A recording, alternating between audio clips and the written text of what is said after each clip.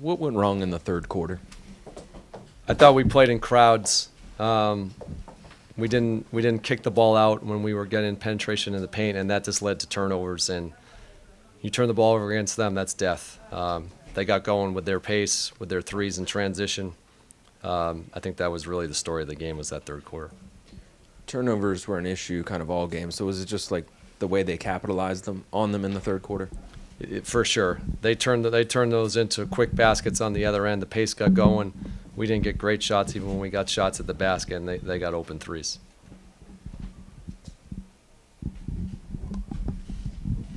Brian, obviously it's not normal to have your second unit play against somebody like Klay Thompson, but bench was lopsided tonight in terms of scores. What did you see from specifically the second unit's defense?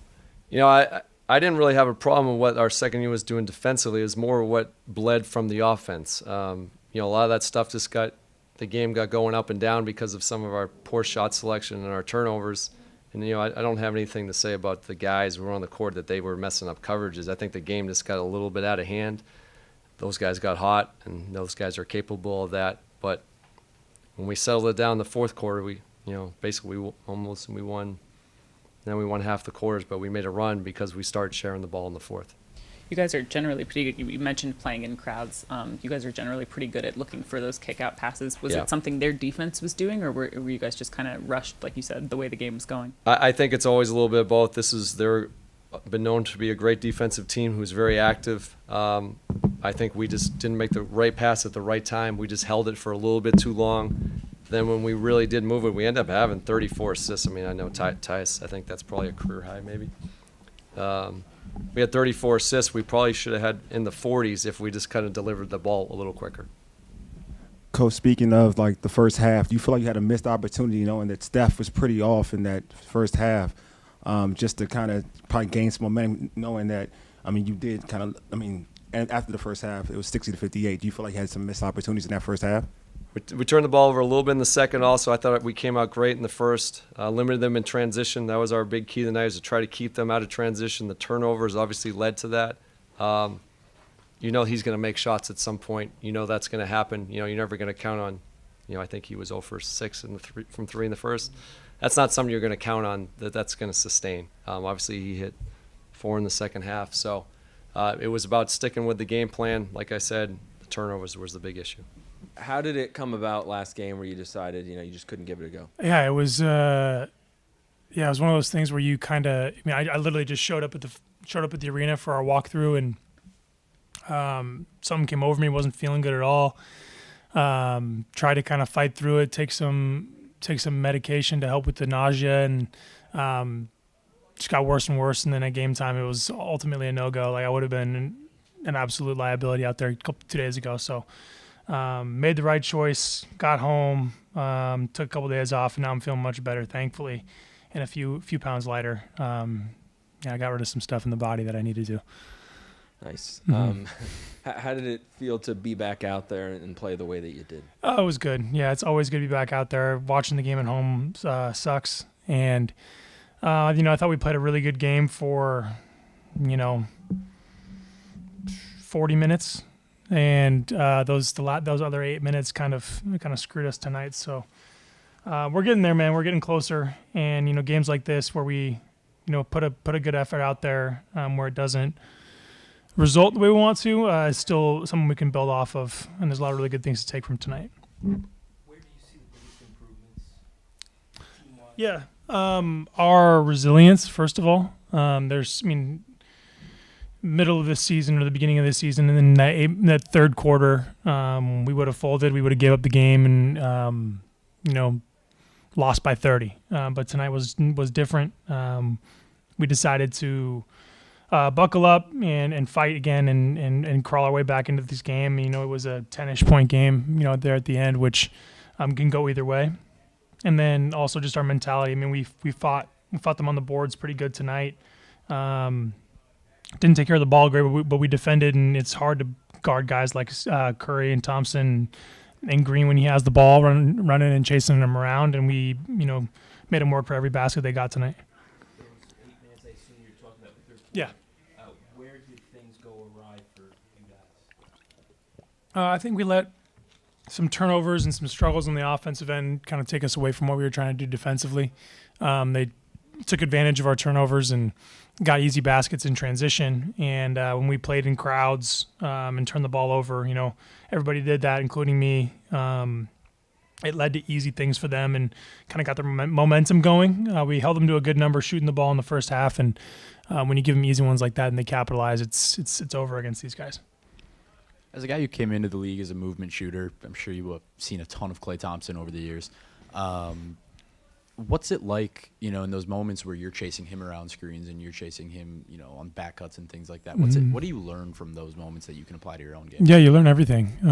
It's a whole lot different guarding him than watching him on film. I mean, you're right. I watched Klay's film for years before and while I was in the league. And, obviously when you're in the game and you're playing, like you're a competitor and you're trying to not give him anything at all. But obviously when the game's over, you step back and you take little bits and pieces about how he uses his body to get open and the pace he plays at and his confidence or, and how he's able to just keep shooting no matter if it goes in or doesn't. Those kind of things have made him special throughout his career. And those are stuff that those are things that you can take from him, as a player who, has a similar game for sure. And we've talked, a lot over the course of this season about your off the dribble game and how where you've seen improvements attacking the basket and things like that. In the first quarter, you had a little step through and then sort of a sweeping little right hook almost. How long's that been in your bag?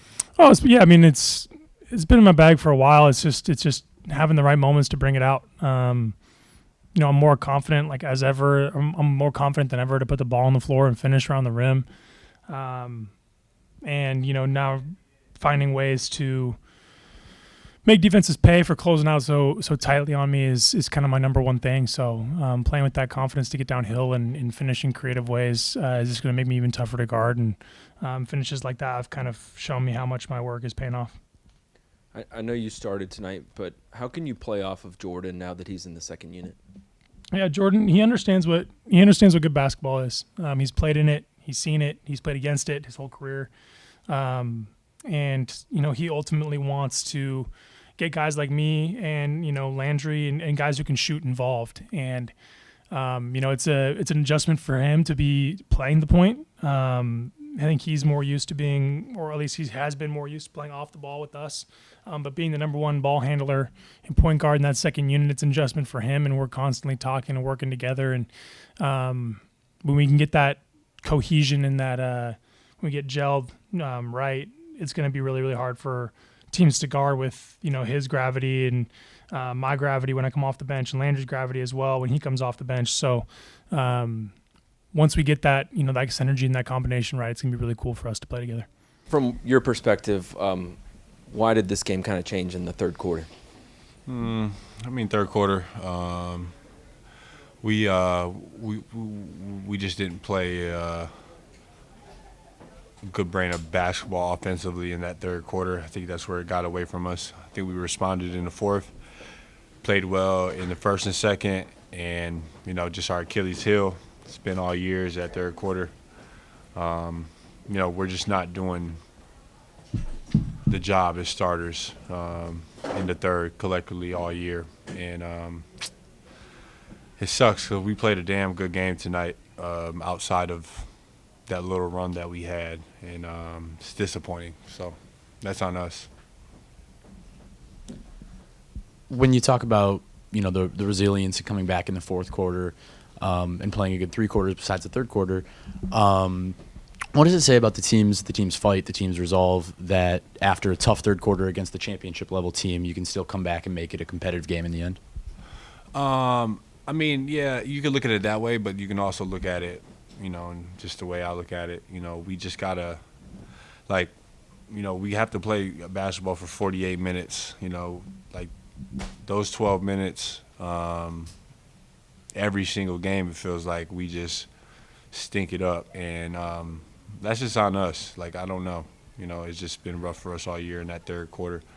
But with numbers down, I'm not making excuses, but, with numbers down, we showed some heart and resilience, like you said, in that fourth quarter. And, it was that. I don't think it's a building block or anything because we need to build on halftime. So What's it been like, I guess, this year? You mentioned the third quarter. Obviously, the net rating is what it is. Just trying to kind of adjust as the season goes on and fix that issue. I mean, it's challenging for sure.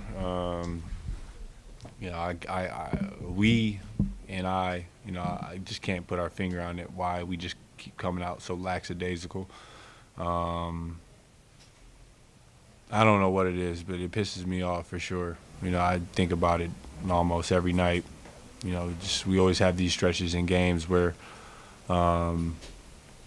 it just gets away from us. And that's on all of us. We just have to be better. It's not about coaching. It's not about the scheme. We just haven't been able to figure it out. Yeah, it's tough.